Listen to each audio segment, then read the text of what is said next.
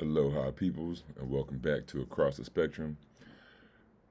Happy Thanksgiving. So, I think we're going to be able to get a lot done today, make a lot of videos. So, without further ado, this is When the Dems Become the Party of the Rich with Matt Stoller by Glenn Greenwald. I have not watched this yet, so we'll see what Let me happens ask you this together. last question, which I know is your absolute favorite topic to talk about. I hope you can stay calm, which is that one of your main critiques forever has been the excessive and very toxic influence of Obama world in the Democratic Party. You have many, many critiques of the Obama administration. There you go. You're already, look at how excited you are. But it was preceded by a face of disgust and nausea I thought you were going to actually throw up in front of the camera. So we're starting to hear stories about the influence that the Obama campaign and sort of the people who orbit it had in the Kamala Harris campaign, including, as I guess you would expect, her brother-in-law, Tony West, who was the general counsel of Uber. And you sort of saw this attempt to be populist in the beginning of the Kamala Harris campaign when they were talking about price gouging and price controls. And then suddenly all of that disappeared and it became a much more just like vaguely centrist, safe, conservative in the compartmental and emotional sense. What do you think is the ongoing influence of the Obama circle in the Democratic Party, and how does that manifest? Not safe to me. Yeah, it's a great question. First, I want to go back to something about Trump because I think it's important. What I'm looking for, the key tell will be, how does he negotiate on taxes? Because the Trump tax cuts expire, and are they going to go for the corporate tax cuts, or are they going to go for a different approach to taxes where they can get a bunch of stuff for ordinary people? And that's kind of what I'm looking at. He promised a bunch of that on the trail. No tax on tips and various other things. So we'll see. That's what I'm looking to, and there are reasons to see to. And then people are so silly when they talk about taxes. Taxes are our ability to collectively bargain. If you make under $100,000, you want taxes to be as high as possible. From the 1930s to the 1970s, when everything was really good and people could work one job and support a whole family, was when we had taxes. Look up the tax code then. It was over 90%. And in fact, I'll probably do a video on that later today. Imagine he could go either way. But on to the question that I'm just so glad you asked. I know you are. I know. I gave you that as a present for coming on during Thanksgiving week. So it was more for you than me. Can we put yeah, I appreciate that. Can we put some Lin-Manuel Miranda on the background? I'll have the Hamilton soundtrack for you next time. Thank you. I appreciate that. I actually remembered the other day that horrific music was a direct part of the Obama era. Of course, the only thing it could have been a part of. Can we could just complain about Hamilton for the rest of the show? That would be fine. Just do a deep dive on like the evils of Lin-Manuel Miranda. I would love that. Yeah, that's right. That his whatever. All right, we're not going to go there. All right, focus. Got to focus. All right, please focus. So, yeah, I mean, look, the Obama administration, I think, was the tail end of the transformation of the Democratic Party from a party of working people to a party of the rich. And a lot of the, identity frameworks that I think. I would say it was before that. I would say Clinton signed NAFTA and did the crime bill. Clinton was very bad for the people. Bill Clinton, that is, not Hillary. But yeah, Bill Clinton did a lot of harm to the working class. So I would say maybe Obama kind of finished it off. Obama was terrible as well, but I would say at least started with Clinton. Have really were corrupting, that killed the more populist parts of the civil rights movement. Those manifested in the Obama era in an extreme way, and then they spun off a whole set of institutions and networks and political operatives who have a specific way of doing doing business, and they think of the Democratic Party kind of the way that the libertarians thought of the Republican Party, which is as their vehicle to impose a kind of aristocratic framework with a slightly different flavor of it than the old school Republicans did. And that's, I think, what you saw with a lot of the people that Kamala Harris brought in, Tony West from Uber and David Plouffe, who was, I don't know how many clients he had, but like, he had to get rid of TikTok, but he could keep the rest of them. I think he helped set up Mark Zuckerberg's foundation. Like, and then just a ton of the Pod Save America guys, and that whole network of people. Pod Save America is totally whack. And I think Obama himself was somewhat part of the thinking. He's always part of that thinking, and they really said our model here is to raise money from really rich people, and to put really rich people out front, because we think that if the American people are concerned about the economy, they will trust Mark Cuban, really rich people like Mark Cuban would be. She kept doing events with him, and he kept saying, we need to get rid of tariffs. We need to, do more deregulation.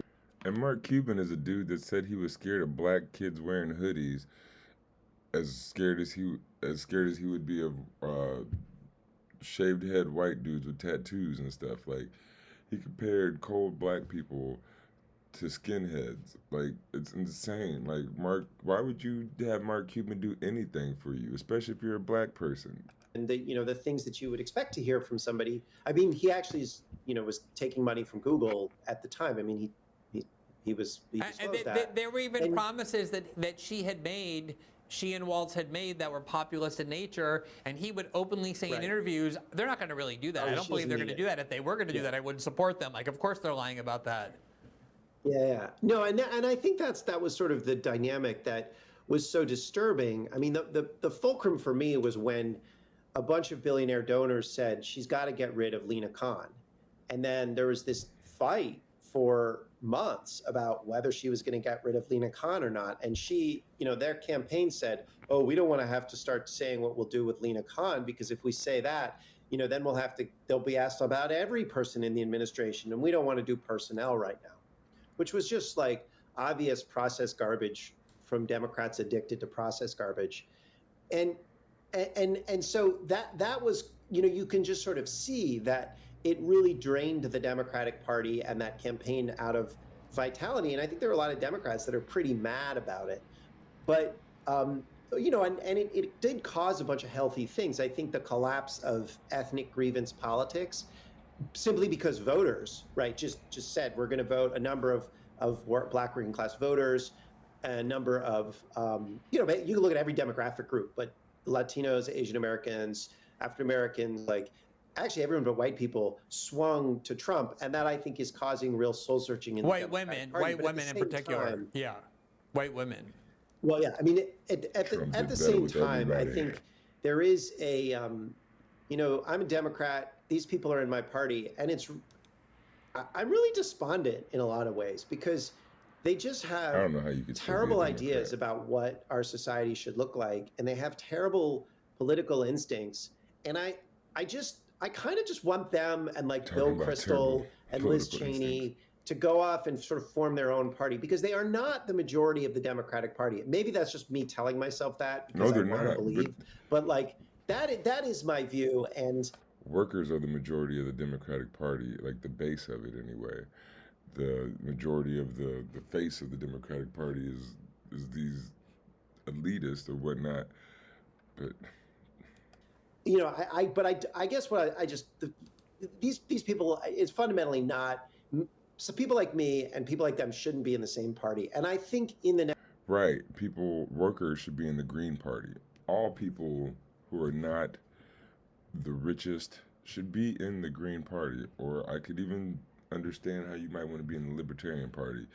But I'm just saying, man, like, nobody should be in the Democratic or Republican Party. It makes absolutely no sense. Next 10 years, whoever sorts out this realignment, that's just the way it's going to wind up. But I don't know if that's going to be the Republicans. I don't know if it's going to be the Democrats. I'm not as confident in Trump, obviously, as a lot of his supporters are. But it just doesn't feel like this is a stable political situation. Yeah, look, I think whatever you want to say about Trump, good and bad, and there's both that to say about him, I do think you cannot deny that there's been a transformative political moment in the climate, in the And we had realignment Bernie. already. Yeah, I think most there's important figure. Yeah, most yeah, important political easily figure this certainly of my century, lifetime. since Reagan or whatever you can say. Right. And I think there's been some realignment, and I think depending on And the Democrats had the possibility of running Bernie Sanders. Sorry about that motorcycle you hear. But the Dems had the possibility of running Bernie Sanders in 2016, 2020, and this year. I guess this year they just switched over from Joe to Kamala. But the most important figure in this transformation has been Trump because the Democrats didn't want it.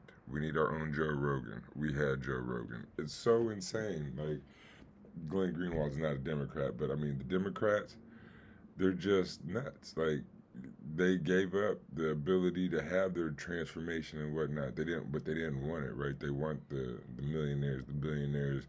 It's like that the graph, the 30%. The people, like, if it's just the people, we get 30% of what we don't want, 30% of what we do want. If you're rich, you get a lot more of what you do want. You get nothing of what you don't want. So let's continue. how this, obviously, this massive migration of voters that the Democratic Party has owned lock, stock, and barrel for decades going and voting for Trump is indicative of that enough. And I think he has a real opportunity in this second administration to make this an enduring change. As you said, if he just gives Wall Street everything he wants and tariffs skyrocket prices and workers are screwed even more, it's probably going to be, they're all going to come back to the Democrats in 2026 for the same reason they rejected Biden. But if he really, and I think Trump is a politically heterodox guy, and if he sort of stays on top of things, not in a micromanaged way, but just kind of a bird's eye way of not letting any one faction be dominant through kind of sabotaging him and undermining him, I do think I'm not saying it's going to happen, and it won't shock me if it doesn't, but there's a real potential to rearrange the electorate in a way that I consider very positive, so that Liz Cheney and Bill Kristol and David Frum are in the same party as a lot of these Democrats. And on some level, to me, especially if they don't change, that is the place that they belong, unfortunately. Well, I mean, one can always hope that they are part of no party. So Or that they end up in The Hague. I mean, most Democrats and Republicans should be in the same party. That it's the duopoly is pretty much a one-party system, and we'll go over that soon.